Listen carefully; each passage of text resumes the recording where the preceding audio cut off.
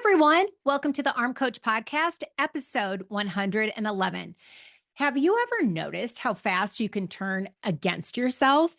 I'm talking fast, like not in a dramatic movie scene kind of way.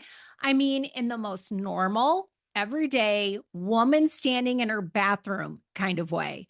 You catch a glimpse of your arms in the mirror. You try on the sleeveless top. You see a photo someone tagged you in. You miss two workouts.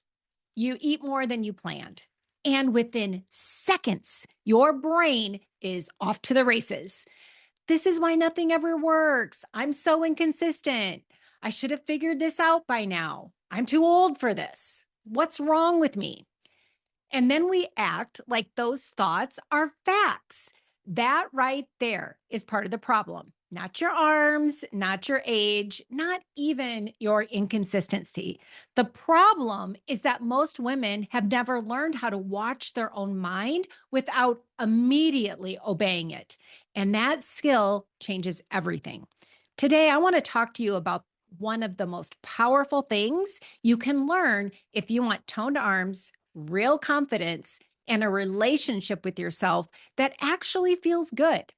You have to learn how to become the observer of your thoughts and emotions, not the hostage, not the victim, not the obedient little intern running around doing whatever your brain screams, the observer. And I know that sounds a little deep, maybe a little therapist meets yoga retreat, but stay with me because this is not fluff. This is practical. This is the difference between a woman who keeps starting over and a woman who finally follows through. Most women think they need more motivation. I don't buy that. I think motivation is one of the most overhyped, over romanticized, mostly useless things in the fitness industry. There, I've said it. Women have been taught to worship motivation like it's some magical fairy dust that descends when you finally are ready to change. Meanwhile, the women who actually change are over there making grilled chicken, doing their 12-minute workout, and going to bed at a reasonable hour without waiting to feel inspired. Motivation is cute. Self-trust pays the bills. And if you want to build self-trust, you have to start noticing what is happening between the circumstance and the action. You have to notice the thought. You have to notice the feeling. You have to notice the urge to quit, hide, avoid, overeat, scroll, numb out, or say, I'll start fresh Monday. Because here's is what most people do. They don't observe. They react. They feel discouraged and immediately skip the workout. They feel ashamed and immediately cover up. They feel uncomfortable in their body and immediately start looking for a stricter plan. They feel behind and immediately want to blow the whole thing up and start over with some shiny new rule book. And because it all happens so fast, they assume, well, that's just me. No, that's just a practiced cycle. That is not your identity. That is not your destiny. And that is not proof that you can't change. It is a loop, a learned loop can be interrupted. But first, you have to see them.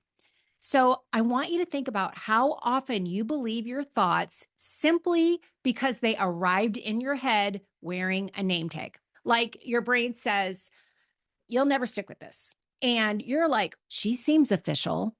Your brain says, this isn't working fast enough. And suddenly she's the CEO. Your brain says, you already messed up today, so eat whatever. And you hand her the microphone and the credit card and the car keys. This is what we do. We treat every thought like it's a wise elder. Sometimes it's just a dramatic little gremlin in a cardigan. And that matters Because if you don't know how to observe your thoughts, you will keep living inside them as if they are the truth. Now, here's where here's what's most women are actually very good at observing other people. You can see your husband's pattern. You can see your daughter getting in her own way. You can see your friend spiraling over one bad meal and declaring she has no discipline. You can see everybody else's cycle from a mile away. But when it comes to your own mind, you're inside the movie. You're not watching it. You're starring in it. You're scoring it. You're doing your own stunts. That's why this gets tricky. When it's your own thought, when it's your thought, your emotion, your insecurity, your disappointment, it feels true. It feels urgent. It feels personal. But what if it's just familiar? That's the question. What if the reason your brain feels so convincing isn't because it's correct, but because you've heard the same crap on repeat for years? I remember a season of my life where this showed up so clearly. I had been through years of trying to be good and then falling off and then starting over. And if you've followed me for a while, I've lived enough life to know what this looks like. I've been a single mom. I've rebuilt parts of myself. I've had seasons where following through felt clean and natural, and seasons where it felt like dragging a toddler through Target who just kicked the cart. There was a time I would stand in my closet getting dressed, and I could feel the whole spiral start. Not because something dramatic had happened, because a sleeveless shirt had happened. I'd put it on, look in the mirror, and in about 4 seconds flat, my brain would say, absolutely not. Then the rest would pile on. Your arms look terrible. You've let yourself go. You should know better. You teach this stuff. This is embarrassing. Now, in that moment, I wasn't observing anything. I was on the ride. And when you're on the ride, you don't question the thought, you become the thought. So I'd change outfits. Maybe I'd tell myself I'd get back on track Monday. Maybe I'd start mentally drafting a stricter food plan. Maybe I'd spend the whole day feeling subtly irritated and disconnected from myself, all because of one moment in the mirror. This is what happens when you don't know how to observe your own mind. You let one thought become a whole identity crisis before breakfast. And this is why I say the fitness industry has done women dirty, because most of what women are taught is behavior focused with almost no understanding of what is happening emotionally. Lift this, eat that, track this, cut that, burn more, push harder, be more disciplined. And look, I am not anti action. Obviously, we lift weights over here. We care about protein over here. We believe in simple habits over here. But if your actions are being driven by panic, self rejection, and all or nothing thinking, you are not building a lifestyle. You are building another breakdown. That's why punishment based fitness fails so many women, not because they're weak, because punishment is not a sustainable relationship strategy. You cannot hate yourself into peace. You cannot bully yourself into consistency. And you definitely can't build arms you feel proud of while treating yourself like a problem to solve. That is one of the biggest lies women have been sold. Okay. Now, another one, that aging is the reason they're stuck. Listen to me. Aging is not the main reason your arms haven't changed. Self abandonment is. That may sting a little to hear, but I need you to hear it, because the second you blame age for everything, you stop looking at the places where trust broke down. You stop looking at the habit of giving up on yourself. You stop looking at the emotional patterns that make consistency feel impossible. Age changes some things. Yes, of course. Recovery, hormones, muscle mass, and all of that matters. But women over 50 are not feeling because their birthday betrayed them. They are struggling because they've spent decades being taught to disconnect from themselves, override themselves, criticize themselves, and then call that discipline. No wonder it feels exhausting. So, what does it actually mean to become the observer? It means you notice your thoughts without immediately climbing inside them. It means you feel an emotion without making it an emergency. It means you can say, oh, wow, my brain is telling me I'm behind instead of I'm behind. It means you can say, I'm noticing shame instead of something has gone terribly wrong. It means you can watch the urge to quit without obeying it. And that's power. And it's a skill, not a personality trait, not something only calm, enlightened people with matching linen sets can do. You can learn this. One of the ways I like to think about it is this. Imagine your mind is a treadmill at the gym that somebody accidentally set to an aggressive incline, and now it's just hauling. That belt is moving whether you like it or not. Thoughts are flying, emotions are rising, old stories are popping up, your insecurity is doing jumping jacks. But most women are standing on the treadmill in heels, trying not to die. What I want you to do is step off to the side and watch the machine. The treadmill can still be on, the thoughts can still be there, the feelings can still be there, but you are no longer confusing what is happening in your mind with who you are. That distinction matters so much because once you can observe the thought, you can question it.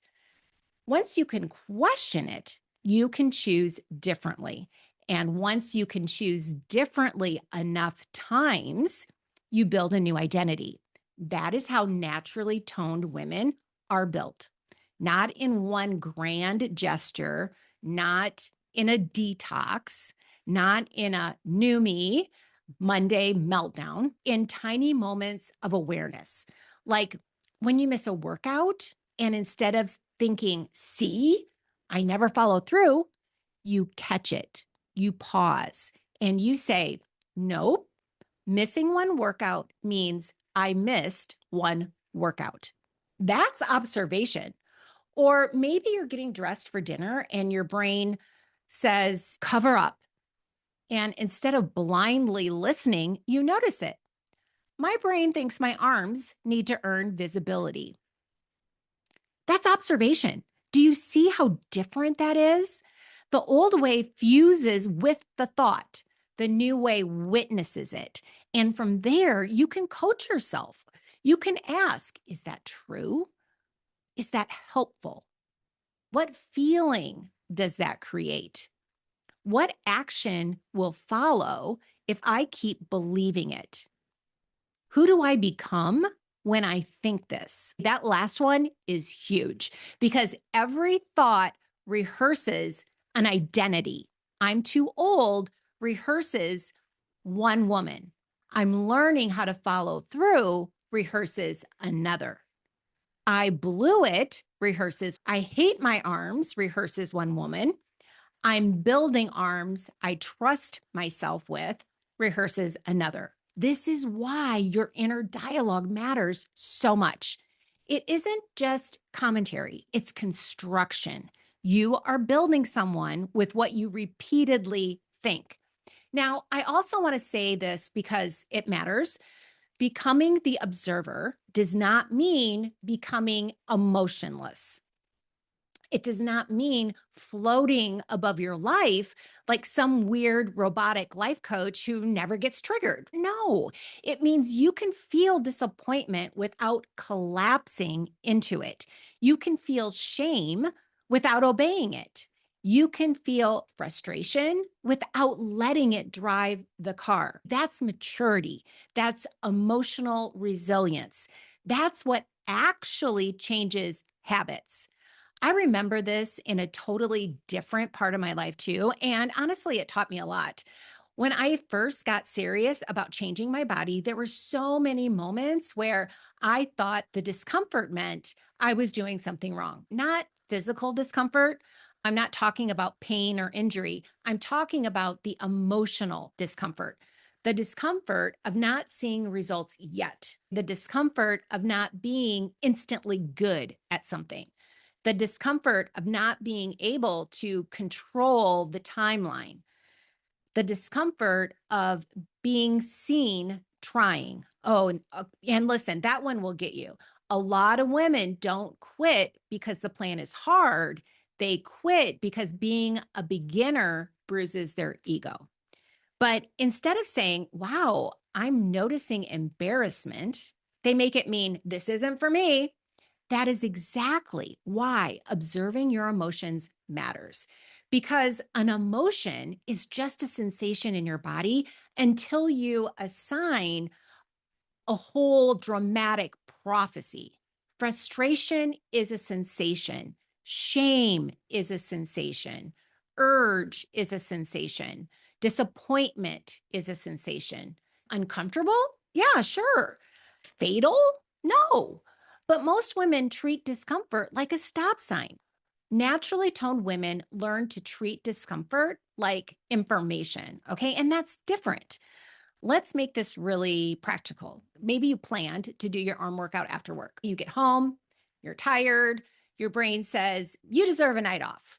Now, listen, sometimes you do need a rest. I am not the prophet of overtraining, but most of the time that thought is not wisdom. It's patterned avoidance wearing lip gloss. So instead of instantly believing it, you observe it. My brain is offering me relief. Then you get curious. What am I feeling right now? Probably tired, maybe resentful, maybe overstimulated. What am I thinking? I've had a long day. This won't matter. I can do it tomorrow. Now we're seeing the cycle. And from that place, you can make a conscious choice. Maybe the conscious choice is still rest. Okay, great. But maybe the conscious choice is I'm doing 12 minutes because I keep promises to myself. That is a completely different experience than automatic avoidance, right? Same with food. Maybe you eat something you hadn't planned on and your brain goes, the day is shot. Classic, right? That thought has ruined more progress than dessert ever did. So you observe it. There's the all or nothing drama. And maybe you laugh a little because truly the brain loves theater. Then you redirect. One off plan choice does not require a full emotional bankruptcy. Back to your next meal, back to your next decision, back to self trust. This is the work. It's not sexy. It's not viral. No one's making flashy reels called top 5 ways to observe your shame without spiraling in a TJ Maxx fitting room. I don't know. Maybe they should. But this right here is the difference between women who keep collecting information and women who actually transform. Information is not your issue. You already know enough to tone your arms. You know you need resistance training. Protein matters. Consistency matters. You know that one salad doesn't save you and one cookie doesn't ruin you. The gap is not knowledge, the gap is consciousness. So, can you catch yourself in the moment? Can you see the thought before it runs the show? Can you feel the emotion without making it mean you're failing? Can you interrupt the cycle with something steadier, kinder, and truer? That's the whole game. And there's another layer here that really matters. When you become the observer, you start to realize not every thought in your head is even yours. Some of it is old conditioning. Some of it is your mother's voice, some of it's diet culture, some of it is your younger self trying to protect you. Some of it is decades of magazine covers, locker room comments, anti aging nonsense, and subtle little messages telling women their worth declines the minute their triceps jiggle. When your brain says you should hide your arms until they're better, you can start asking, whose voice is that? Who taught me that? Do I actually want to keep believing that? That is such a powerful moment because then you stop treating every thought like gospel and start treating it like data. Useful or not useful, aligned or not aligned, mine to keep or mine to release. That is freedom. And by the way, this is not just about toning your arms. This is about how you live. Do you trust yourself? Do you speak to yourself with respect? Do you know how to stay with yourself when you feel uncomfortable? Can you keep showing up when results are slow? Can you remain connected to yourself instead of abandoning yourself the second you feel discouraged? That's the deeper information. Toned arms are wonderful. Obviously, I'm a fan, but toned arms without self trust still leave a woman at war with herself. I want more for you than that. I want you to build a relationship with yourself that feels solid. I want you to become the woman who notices the spiral and doesn't hop in. I want you to become the woman who can hear her old stories without being run by them.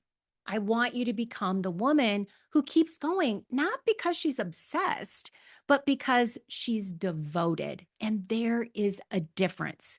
Obsessed women panic, devoted women practice. Obsessed women chase urgency, devoted women build identity. Obsessed women demand instant proof. Devoted women understand the long game. That is the energy of a naturally toned woman. So here's what I want you to practice this week. I don't want you trying to fix every thought. That's too much.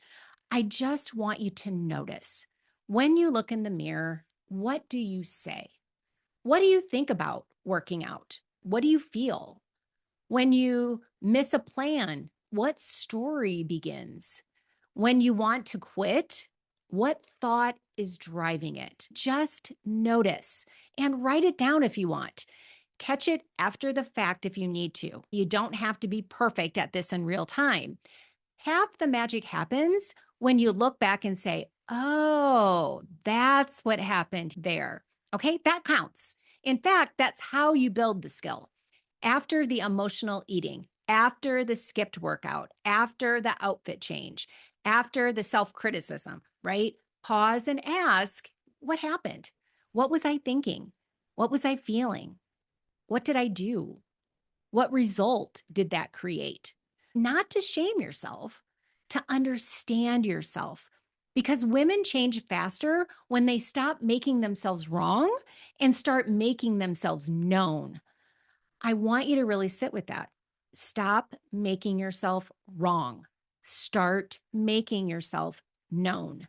That is where compassion and accountability finally work together. Before we wrap up, I want to leave you with a couple questions. What thought do you keep believing that makes following through harder than it needs to be?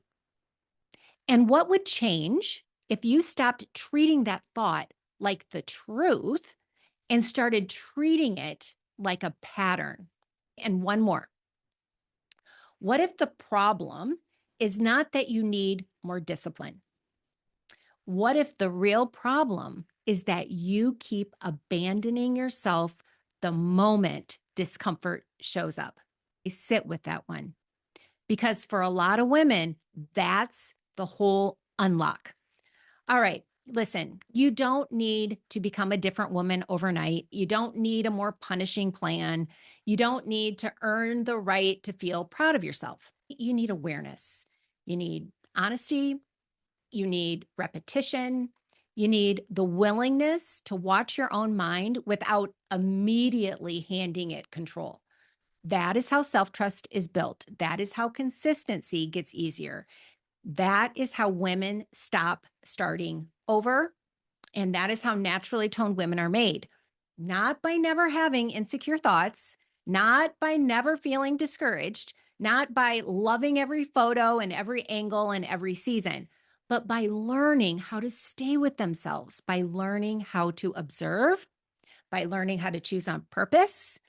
Slow arms still change. Missing a workout still means nothing.